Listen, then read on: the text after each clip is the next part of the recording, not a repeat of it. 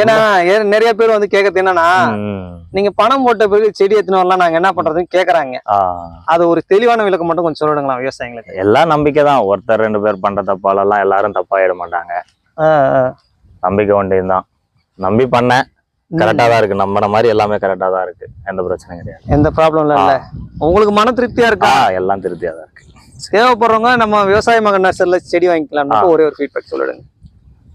கண்ணு வேணுன்றவங்க விவசாய மகன்கிட்ட கண்ணு வாங்குங்க. நல்லாவே இருக்கு.